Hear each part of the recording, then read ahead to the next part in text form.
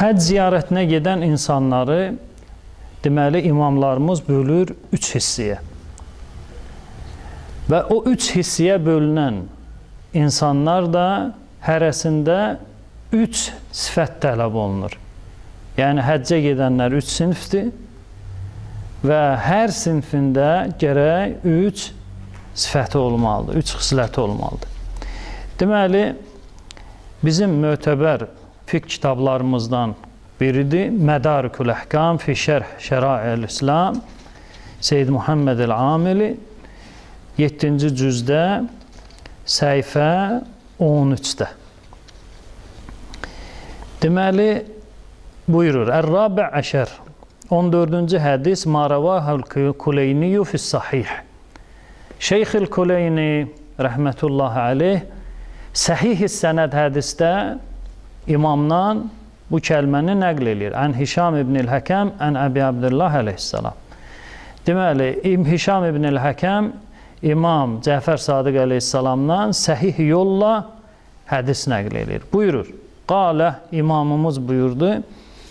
Əl-haccu alə thələthətə əsnaf. Həcc ziyarətində olanlar 3 qismə bölünər. Sınfun yu'təqu minən-nar.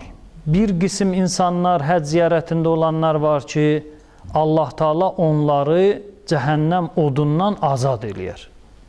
Yəni, ora gedənə qədər o insan cəhənnəm hədəsi üstündə var idi.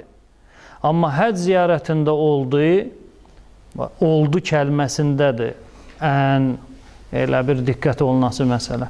Həcc ziyarətinə müvəffəq oldu, həmən bu oldu. İndi izah eləyəcək, fəqət bu məclisimizdə Həcər Əsvəd mövzusunu açıqlayacaq ki, həccə gedən, əgər Həcər Əsvədlə danışa bilmədisə, deməli o həccdə deyil, araşdırmaya əsasən. İndi danışmaq belə danışmaq deyil. İndi mövzudan aydın olunacaq, axıracan dinləyən şəxs üçün. Deməli, həccə müvəffəq olur, Səhih-i Sənəd hədisdə, mötəbər kitabda, həm hədisdə, həm fiqh kitabında imam buyurur ki, şəxs cəhənnəm odundan azad olur. Həcc ziyarətində olduğuna görə. Bir, o bəziləri deyir, qərəzli mövqeylər var da, şiyələr ancaq düşüb Əhl-i Beyt ziyarətinin üstünə, imam ziyarəti, Hüseyn ziyarəti, Məkkə, Mədinə yaddan çıxır. Məkkə, Mədinə öz fəziləti, öz məqamı və hədislərimiz də səhihdir. Heç bir Əhl-i Beyt tərəfdarının bu hədislərə bir növ biganə yanaşması əslən caiz deyil. İmam buyurur ki, həcc ziyarətinə bir nəfər müvəffəq olsa, onun şərti şurutu var da, o şərti şurutdan da biri deyək Həcər Əsvəddir ki, izahı veriləcək. Cəhənnəm odundan azad olur. Bir, ikinci, və sınfun yəxrucu min dunubihi kəheyət yom vələdəthu ummuhu. Və bir qism insanlar da olur ki, günahlarından çıxır, günahları təmizlənir, elə bir ki, bu günləri anası onu dünyaya gətirib.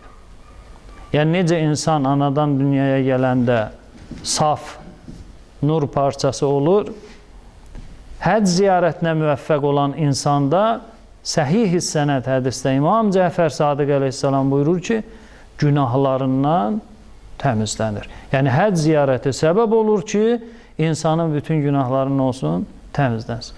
O birinci sinifdən ikinci sinifin nə fərqi oldu? Birinci sinifdən ikinci sinifin fərqi onda oldu ki, birinci qayıtsa da azaddır, orada qalsa da azaddır, hara getsə də azaddır. Cəhənnəm mövzusu o şəxsin haqqında silindi. Amma ikinci sinif yox. Həcc ziyarəti səbəb olur ki, bu şəxs təzə bir fürsət verildi ona. Keçmiş bağışlandı. İndi bəzi o istisna hallar ki var, onlar bağışlanmır, onu ilə işim yoxdur. İndi həcc ziyarəti səbəb olur, həqqun nas da boyundan düşsün ya yox, onu mən indi deyə bilmərəm.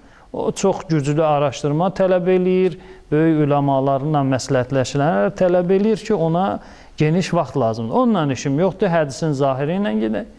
İkinci qism günahları bağışlanır. qayıdandan sonra ola bilsin ki, hələ həcc ziyarətindən sonra dərhal başlasın onun üçün günah çarxı hərəkətə düşməyə.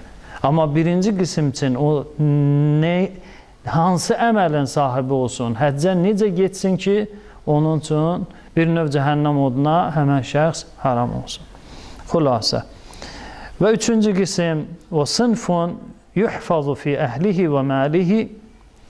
Və üçüncü qism insanlar da ki, həccə müvəffəq olar, onların bir növ bu həccinin həcdən əldə elədiyi mükafat özünün, ailəsinin və malik olduğu əşyaların Allah tərəfindən qorunmasına səbəb olacaq.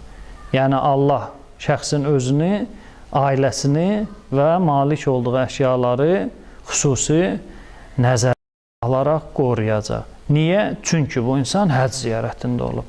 Yəni həcc ziyarətində olmaq asan, əhəmiyyətsiz bir iş deyil. Çox böyük bir işdir, çox əhəmiyyətli bir işdir.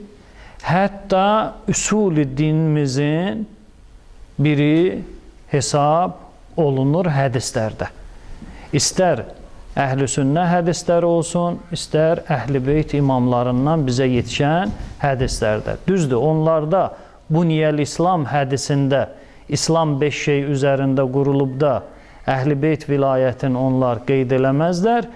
Həcc ziyarəti qeyd olunur və əhl-i beyt yolu ilə bizə yetişən hədislərdə də Bunyəl-İslam ələ xəmsə hədisində əhl-i beyt vilayəti də bir növ İslamın binasından hesab olunur.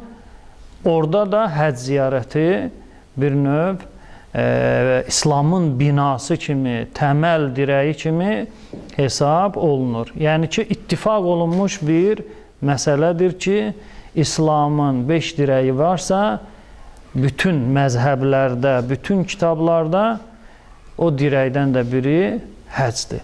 Yəni həcc çox önəmli bir